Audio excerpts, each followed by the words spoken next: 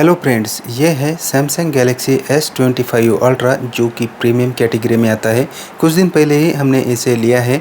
अब इसमें एक इशू हमें फेस करना पड़ रहा है। वो इशू क्या है और वो क्यों आ रहा है और उस पर हमने क्या किया है, सब कुछ आगे इस वीडियो में हम आपको बताएंगे। तो ये वीडियो आप एंड तक देखिए। चैनल पर पहली बार आए हो तो चैनल को सब्सक्राइब कर लीजिए।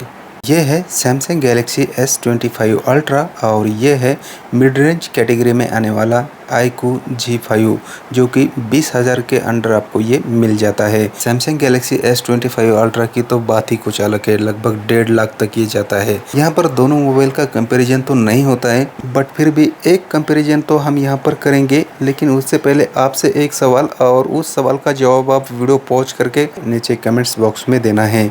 यहाँ पर सैमसंग गैलेक्सी S25 अल्ट्रा और iQOO G5 इन दोनों मोबाइल में अंडर डिस्प्ले हमें फिंगरप्रिंट मिलता है। अब यहाँ पर सवाल ये है, अगर हम इन दोनों मोबाइल को फिंगरप्रिंट से अनलॉक करते हैं तो कौन सा मोबाइल सबसे पहले अनलॉक होगा, सैमसंग गैलेक्सी S25 अल्ट्रा या फिर iQOO G5। यहाँ पर बहुत सारे व्यूअर की जो कमेंट्स है वो S25 अल्ट्रा के लिए होगी और मेरी भी S25 अल्ट्रा के लिए है, क्योंकि इसमें अल्ट्रासोनिक फिंगरप्रिंट मिलता है। तो डेफिनेटली S25 अल्ट्रा ही पहले अनलॉक होना चाहिए। मुझे लगता है अब तक आपने कमेंट्स कर दी होगी। तो अब हम उस सवाल का जवाब आंखों से देख लेते हैं, कौन सा मोबाइल सबसे पहले अनलॉक होता है। यह है सैमसंग गैलेक्सी S25 अल्ट्रा और यह है iQOO G5 और यहाँ पर हम फिंगरप्रिंट से अनलॉक करते हैं 1 2 3। तो देखा दोस्तों आपने कौन सा मोबाइल यहाँ पर सबसे पहले अनलॉक हुआ है। यकीन नहीं होता है ना, लेकिन ये सच है।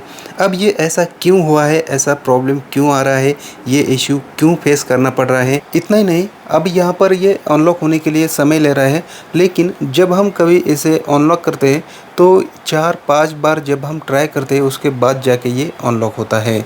तो कुछ इस तरह का इशू इसमें हमें आ रहा है। क्या आपके पास भी S25 अल्ट्रा है और क्या आपको भी इस तरह का इशू आ रहा है?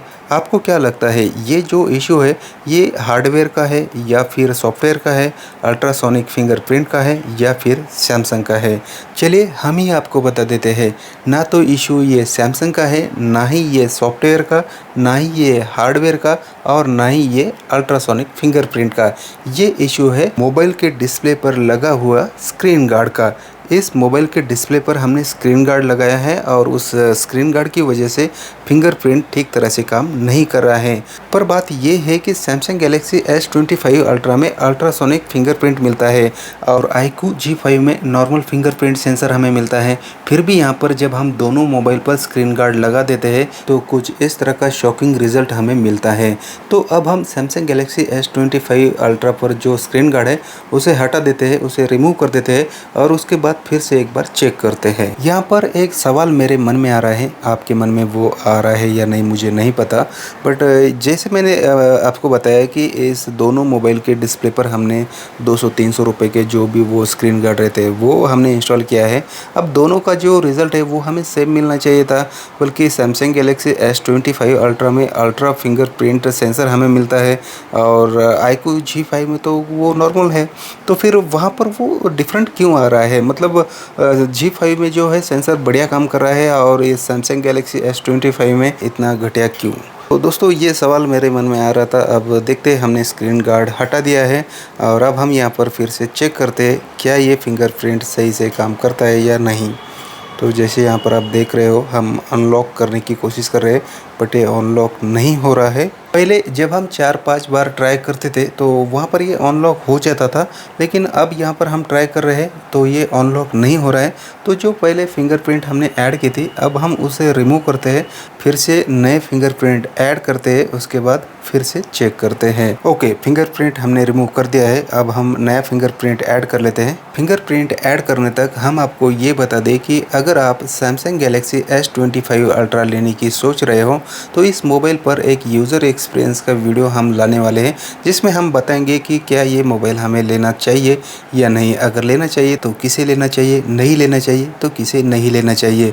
कुछ बातें हैं इस मोबाइल के बारे में जो किसी भी यूट्यूबर ने अब तक हमें नहीं बताई है, तो मुझे ऐसा लगता है उन बातों का पता सबको चलना चाहिए, इसलिए हम उस वीडियो को लाएंगे।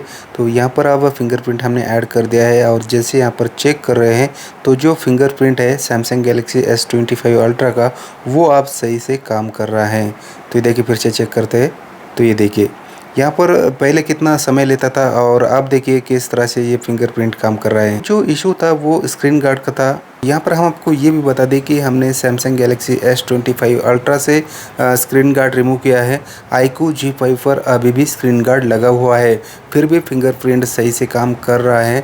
और यहाँ पर अब जब हम सैमसंग गैलेक्सी S25 पर से स्क्रीन गार्ड हटा दिया है, तब जाके ये सही से काम कर रहा है। अब एक बात समझ में नहीं आ रही है, सैमसंग गैलेक्सी S25 अल्ट्रा में अल्ट्रासोनिक फिंगरप्रिंट सेंसर है और जो मिड रेंज का मोबाइल है उसमें जो नॉर्मल फिंगरप्रिंट सेंसर है वो है। तो उन पर जब हम स्क्रीन गार्ड लगा लेते हैं 100-200 रुपये का, तो वो फिंगरप्रिंट सेंसर सही से काम करते हैं। और ये अल्ट्रासोनिक फिंगरप्रिंट होने के बावजूद भी इस पर जब हम स्क्रीन गार्ड लगा लेते हैं तो ये सही से काम नहीं करता है। तो ये बात कुछ हजम नहीं हो रही है। तो दोस्तों आपकी क्या राय है इस पर, नीचे कमेंट्स करके ज़रूर बताइएगा। तो इस वीडियो में इतना ही। ये वीडियो आपको कैसा लगा कमेंट्स करके ज़रूर बताइएगा।